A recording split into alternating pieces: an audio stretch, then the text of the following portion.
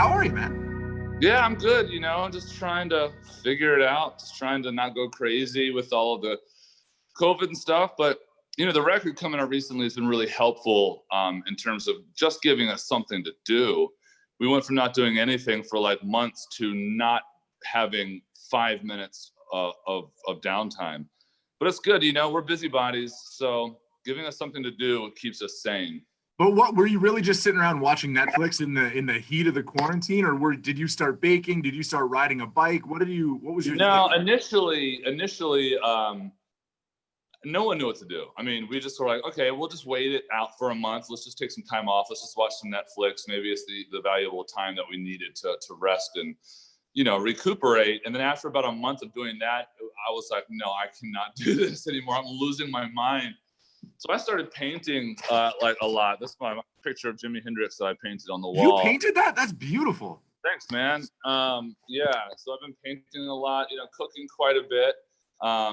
And it's been great. My brother's gotten really fit and he's been working out really hard. I, on the other hand, I'm eating way too much, probably drinking excessively, and I picked up smoking. Also, there's the healthy people. I've seen the healthy people. I went the opposite way too. I started cooking. I started baking. I stopped going to the gym. And so, yeah, I've got the quarantine 15 as well. So I totally get your angle of it. Yeah. The COVID-19, I think is what people are calling the COVID-19. Were you naturally a good cook, or was it something you just started getting into and you realized you kind of like it? No, I'm still not a great cook. My wife is a really good cook. I mean, she just whips up the most amazing dinners without even thinking about it. It just happens. But I wanted to step up I've always loved cooking breakfast. So I wanted to step up my breakfast game. And I feel like I've almost perfected the art of the poached egg, which is my favorite way to eat an egg, a poached egg. And I think I got it down. Tell us the Osborne breakfast that we need to try that you perfected. What's the recipe? What do we do? I'll just tell you quickly about a good poached egg, all right? You need fresh eggs, and you need to use vinegar in the water, and then the rest of it's pretty easy. But that, and I have my own homemade dressing. Our favorite restaurant was unfortunately swallowed up by COVID. It closed down.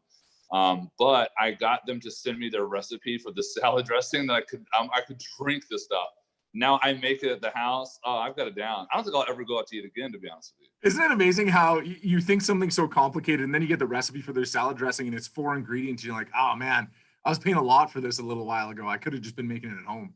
Well, I just noticed that cooking in general is not as hard as I always thought it would be. I mean, of course, the art of perfecting it is difficult, but just to if you can follow instructions, you could pretty much cook. That's what I always say. And then there are some people that say, no, I follow and I still somehow can burn rice in burn water. Are you, when you're picking up cocktails at night, do you paint while you drink, or do you keep those separate?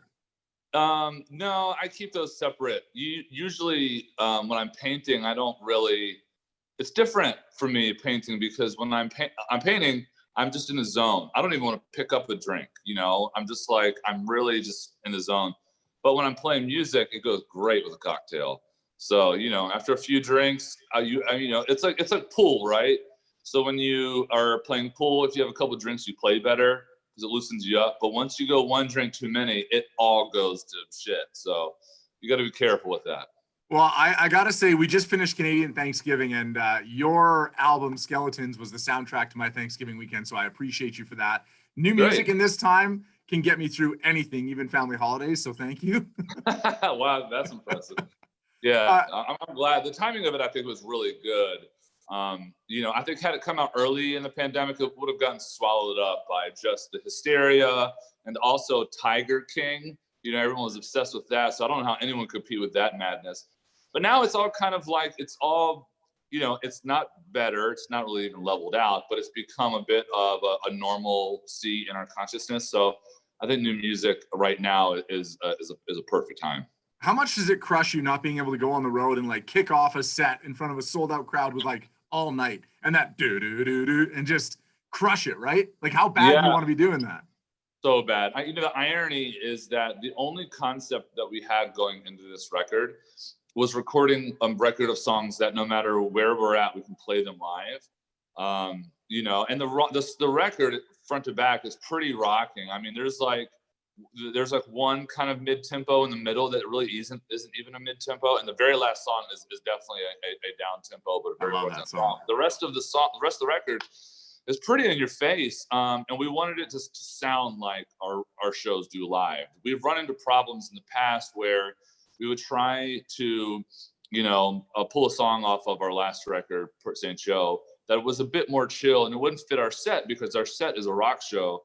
And we said this time, let's just get in there, record songs that sound like a live show. Therefore, when we get out on the road and play them, it's going to work. And then COVID happened, so we can't play the songs anywhere, but we'll get there eventually. Besides All Night, which is going to be so fun to play live, is there a song on the album that you can't wait to just bust out in front of a bunch of people? Oh, yeah. There's a song. So there are two songs, and they actually are back to back. There's an instrumental called Muskrat Green. Yep. That goes into a song called Dead Man's Curve. On the record, they're listed as two songs, but if you listen to them, it's all one piece of music all the way through. And that song is cooking. It's really, really fast. It's super high energy. And we know, if we think we know our crowds the way that we do, we know they're going to love it. I love it, man. I got time for one more question, then I'm being kicked out. Album's called Skeletons. I got to talk a little Halloween. I need you to break a tie on our show. We do a one-call debate every day. Today's debate is, what would you rather do, a scary movie or a haunted house? Oh, haunted house. How come? Because, a scary movie is like, it's a scary movie. It's great. No, but a haunted house is like fully integrated. You're there. You're getting all the smells. You're getting all the sights. You're getting, you're getting the full stimulation. It's not just visual and sonic. I love a haunted house. In fact, I worked at a haunted house when I was in high school. I absolutely love them. I love being frightened. I love like the acting side of it. Huge, huge fan of haunted houses. What is the one thing they could have in a haunted house that would terrify you most? One thing that they could have in a haunted house that would terrify me most? I don't know. I think the scariest possible thing is if I walked into a haunted house and all it was just my middle school all over again. That was terrible. If it was a high school classroom, I'd be like, no, get me out of here. I love it. Hey, John, thanks so much for your time, man. Thank you for the album. I'm a huge fan. It's always such a pleasure to chat with you guys. And I'll keep this thing on repeat, and I'll keep spreading the word about it, okay? Thanks, man. Good talking to you. Thanks so much. See you later.